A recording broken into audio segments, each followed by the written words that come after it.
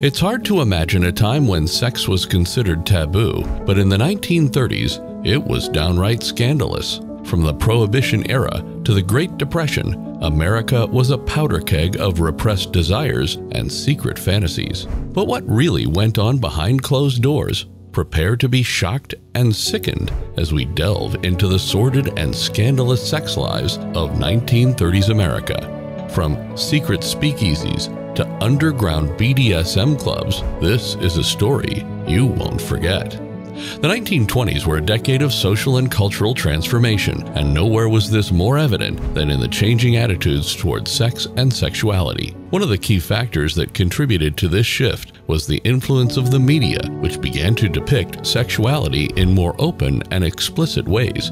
This was reflected in the rise of flapper culture, which celebrated women's newfound freedom and independence, including their sexuality. At the same time, changing gender roles meant that women were increasingly able to assert their own desires and needs, including in the bedroom. The rise of consumer culture also played a role, as products and services related to sex and sexuality became more widely available and accepted. And how did the cultural touchstones of the 1920s, such as flappers and jazz music, reflect the changing attitude towards sex and sexuality? The 1920s were a time of cultural upheaval, and there were many cultural touchstones that reflected this. Perhaps the most iconic of these was the flapper, a new type of young woman who defied traditional gender roles by smoking, drinking, and engaging in sexual activity. Jazz music also emerged as a key part of the cultural landscape, with its focus on improvisation and spontaneity, reflecting the spirit of the times. The birth control movement also gained momentum during this decade, with activists pushing for greater access to contraception and family planning services. But why did the sexual liberation of the 1920s give way to a conservative backlash in the 1930s? And what were the long-term effects of this period of sexual experimentation? Despite the relative freedom and openness of the 1920s, this period of sexual liberation was short-lived. The Great Depression of the 1930s brought with it a renewed sense of conservatism and traditionalism, with many people looking to reassert the moral values of earlier times. This was reflected in a backlash against the sexual freedoms of the previous decade, with increased censorship and regulation of sexuality in the media and society at large. However, the legacy of the sexual revolution of the 1920s continued to shape attitudes towards sex and sexuality in the years that followed. The 1930s may have been a time of sexual repression, but that does not mean that sex was not present or that it was not often disturbing or even violent. In fact, the decade was marked by a number of troubling trends, including the rise of pseudo-scientific theories about homosexuality and the prevalence of sexual violence. One of the most disturbing aspects of sexuality during this time was the rise of pseudo-scientific theories about homosexuality. At a time when homosexuality was widely seen as a perversion or even a mental illness, some researchers claimed to have found evidence that it was a natural phenomenon. However, their work was often riddled with biases and errors, and it was used to justify discrimination and even violence against LGBTQ+ individuals. The vulnerability and marginalized groups, including women, people of color, and LGBTQ+ individuals, was also a major concern during the 1930s. Women in particular were often viewed as little more than sexual objects, and they were subject to a wide range of sexual exploitation and abuse. This included everything from unwanted advances to rape, and it was often made worse by the fact that women had little legal recourse and were often blamed for their own victimization. People of color and LGBTQ+ individuals were also subject to sexual exploitation and abuse during this time, often at the hands of those in position of power. For example, gay men were often arrested and subjected to humiliating medical exams in an effort to prove their homosexuality, while black men and women were frequently the targets of sexual violence by white supremacists. There are many specific examples and anecdotes that illustrate these disturbing trends. For example, on September 3, 1944, a young black sharecropper named Reese Taylor was kidnapped and gang raped by 6 white men in Alabama. Despite overwhelming evidence, none of the men were ever convicted, and Taylor was blamed for her own assault. Similarly, in Hollywood, actresses were routinely subjected to sexual harassment and assault by studio executives who held tremendous power over their careers and livelihood. One example of this type of exploitation can be seen in the case of the Scottsboro Boys, a group of 9 black teenagers, ages 13 to 20, who were falsely accused of raping 2 white women on a train in 1931. Despite overwhelming evidence of their innocence, the Scottsboro Boys were convicted and sentenced to death in a trial that was marked by racism and bigotry. The case became a cause célèbre and helped to galvanize support for the civil rights movement. The 1930s were a time of significant repression when it came to sexuality in America. Various factors contributed to this, including the enforcement of anti-obscenity laws, the Hays Code in Hollywood, and the rise of conservative religious groups. The combined effect of these forces was to create an environment in which any expression of sexuality outside of the narrow confines of procreation and marriage was stigmatized and punished. But how did the enforcement of anti-obscenity laws, the Hays Code, and the influence of religious groups work together to repress sexuality in the 1930s? Anti-obscenity laws were a major tool used to repress sexuality during this time. These laws were often vague and inconsistently enforced, but they gave police and prosecutors wide latitude to crack down on anything they deemed to be obscene. This included not only pornography and sexually explicit literature, but also anything that deviated from conservative norms around sexuality.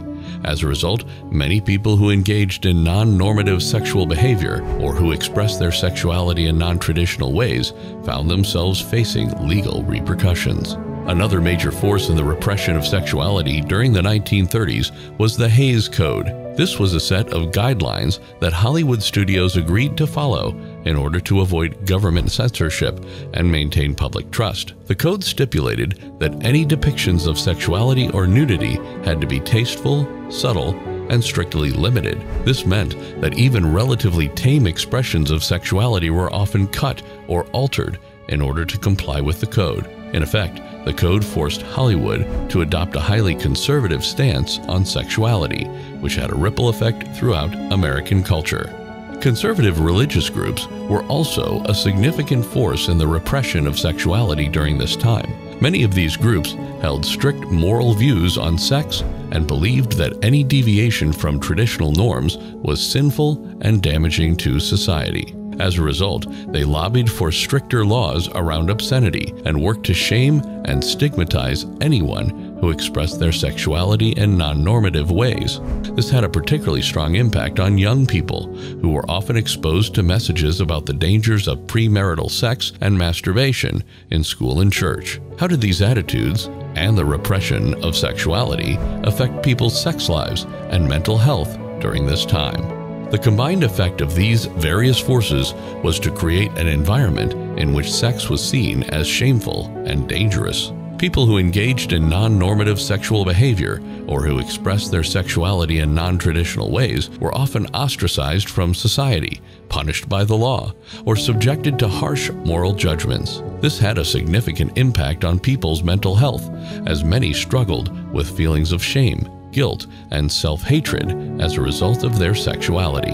The enforcement of anti-obscenity laws, the Hays Code in Hollywood, and the rise of conservative religious groups all contributed to an environment in which any expression of sexuality outside of the narrow confines of procreation and marriage was stigmatized and punished. This had a significant impact on people's behavior and mental health, creating an environment in which sex was seen as shameful and dangerous.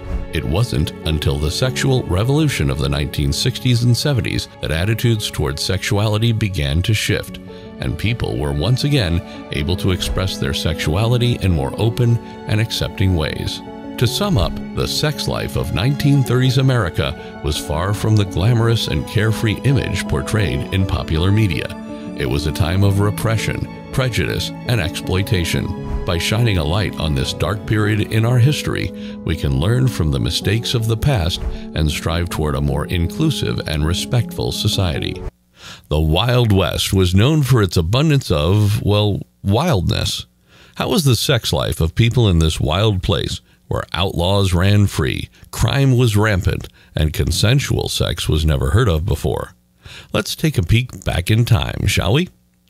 Even though our culture has, to some extent, advanced since the days of the Wild West, it's still kind of entertaining to speculate about how things might have been back in the olden days.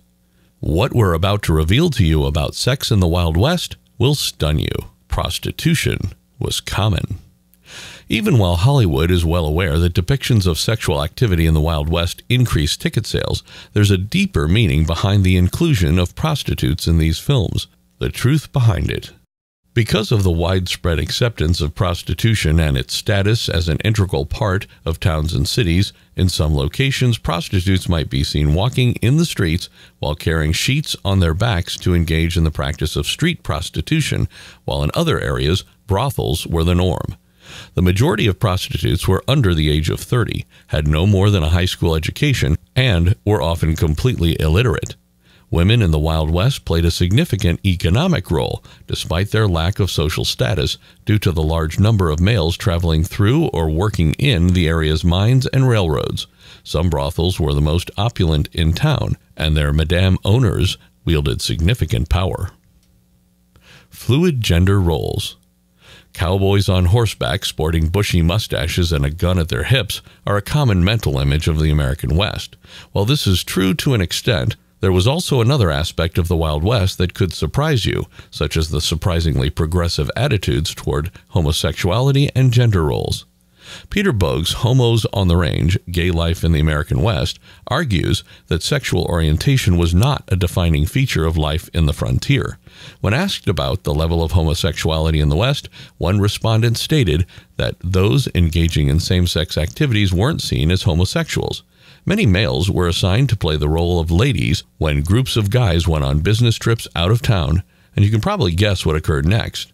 Men in the Old West mooched what they could from wherever they could find it.